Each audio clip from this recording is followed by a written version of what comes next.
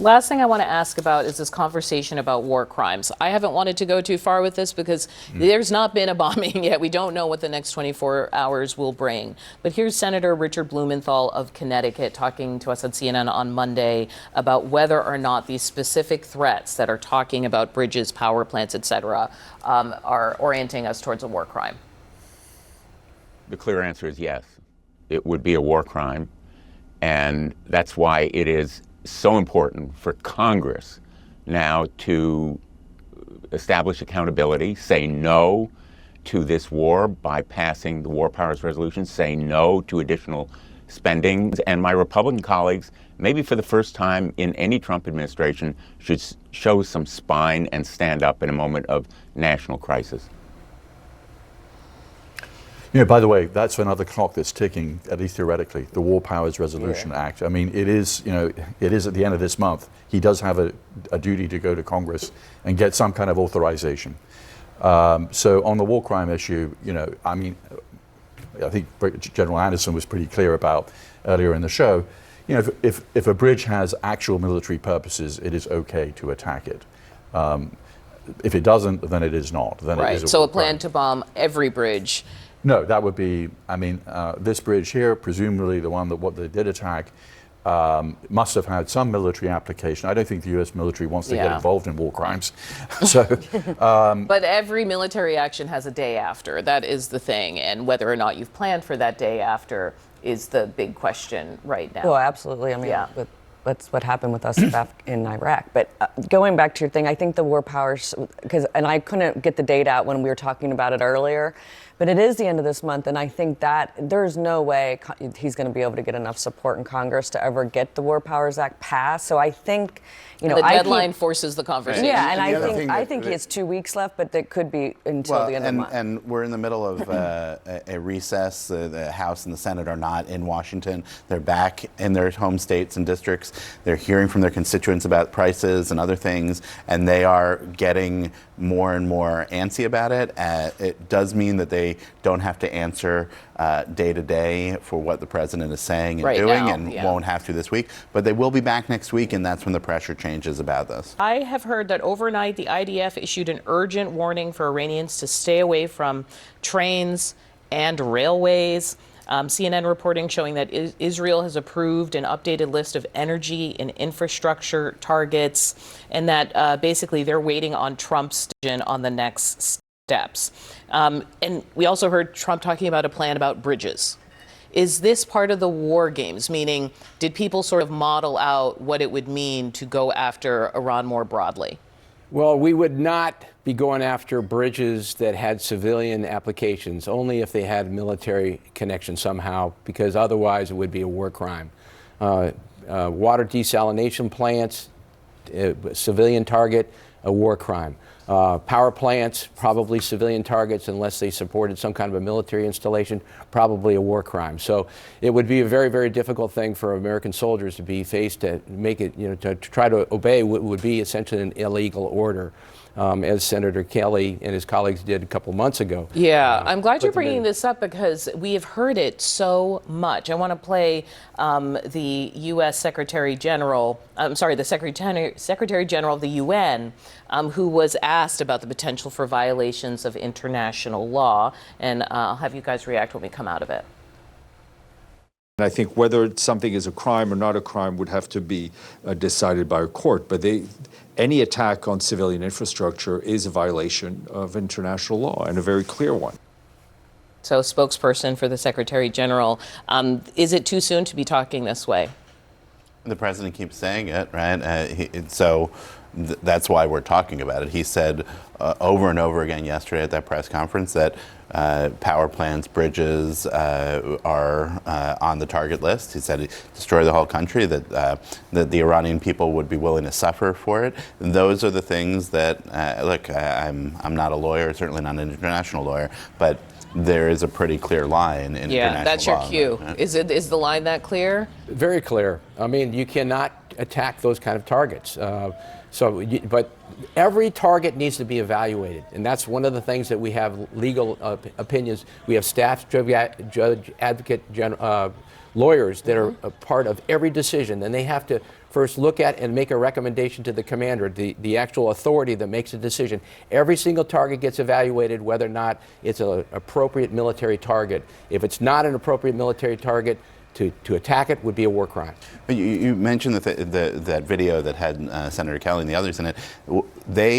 That video was people who had served in various capacities just repeating what was in the military code, right? That you are not required to follow an illegal order. And for that, the Secretary of Defense tried to strip Senator Kelly of his pension and his rank. There's ongoing legal stuff about it, right?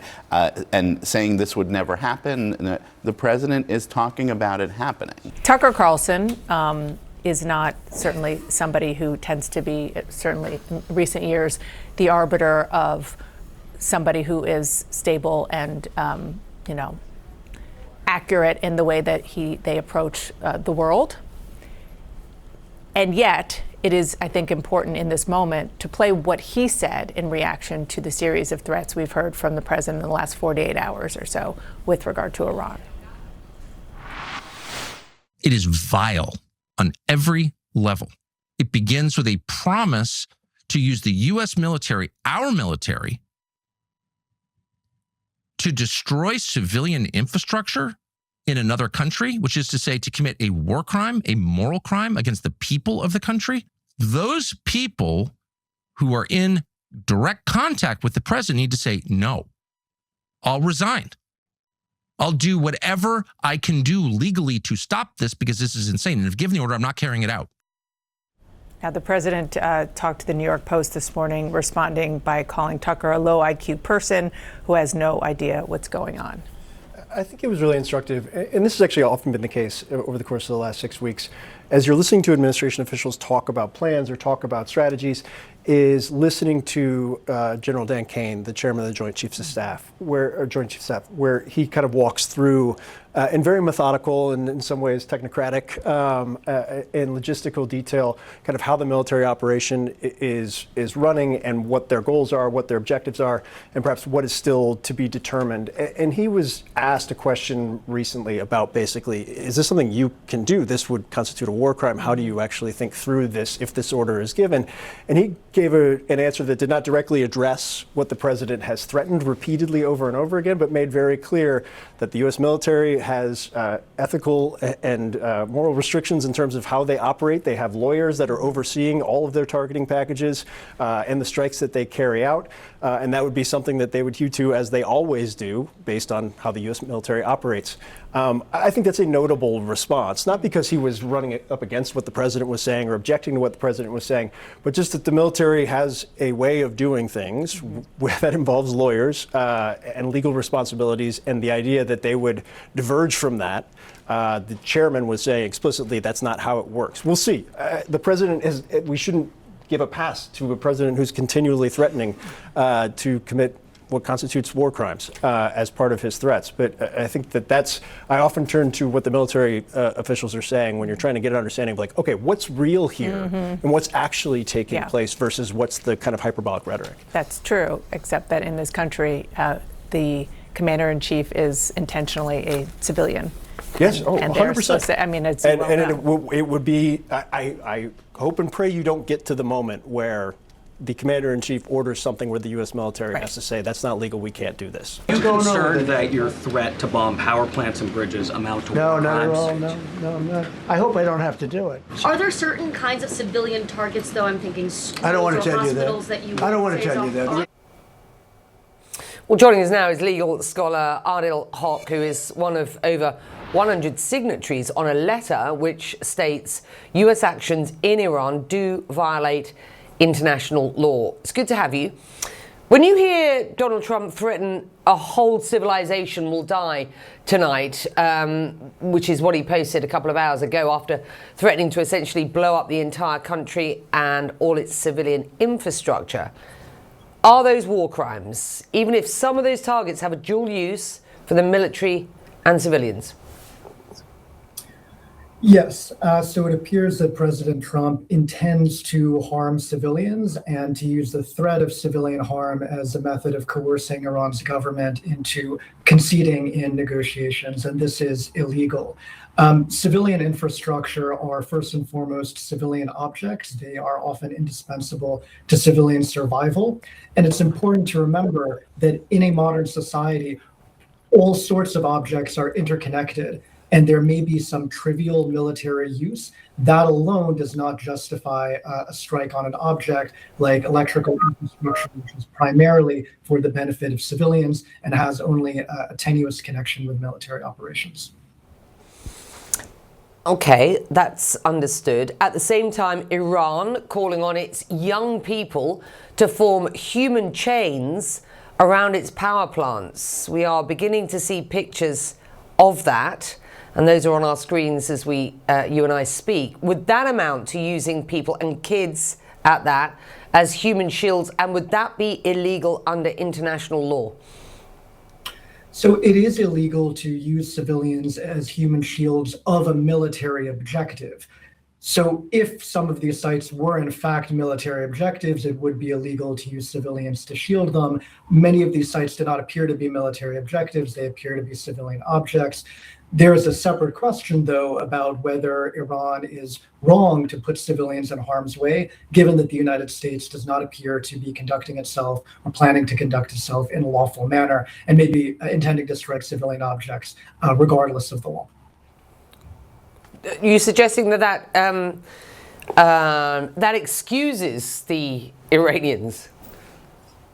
No, quite the opposite. I'm just saying that it is morally wrong to expose civilians to harm in any circumstances. However, the legal prohibition of using civilians as human shields applies when you locate civilians near military objectives, near lawful targets. Understood. And some of these are not lawful. It would take me a long time to list all of the civilian infrastructure that has been targeted or impacted by strikes from Iran here in the Gulf, where I am, and I'm in the UAE and Abu Dhabi. Energy facilities, airports, hotels, data centers, American universities, for example. I'll use just one illustrative example of the past 24 hours where a strike on Iran's Sharif University of Technology has seen as their sort of MIT of sorts, led Tehran to threaten to hit the UAE's Stargate project. This is this sprawling data center campus being developed with OpenAI, NVIDIA, and Oracle and the likes. What is your assessment of the risk of these sites being bombed? And has Iran already gone way beyond any sort of legal kind of retaliation here? They're called unprovoked and reckless acts, by the way, here in the region. Yes, so there's no question that Iran is systematically violating international humanitarian law, targeting civilian sites throughout the Gulf as well as in Israel. And this is inexcusable whether or not it is in retaliation for illegal strikes by the United States or Israel. We teach our children 2 wrongs don't make a right. The same is true under international law. So all of these strikes are illegal, and that's why I've characterized the war as a whole as a lawless war. International law is being violated on both sides. So you've said this entire war is illegal on all sides, both the US and Israel's so-called preemptive attack on Iran and Iran's unprovoked attacks and reckless attacks on the Gulf. Yet it doesn't seem that the international community is able to effect any change. So what is, and I'm going to use the term because I am one of that, international community and one being affected here. What is our recourse? So first, I think that all states should demand an immediate and unconditional end to the war as a whole, and then deal with other issues like the Strait of Hormuz separately. I think that states should refuse to allow their territory or airspace to be used for military activity by either belligerent. And I think states should look for other measures to bring accountability to all sides for violations of international law, including war crimes.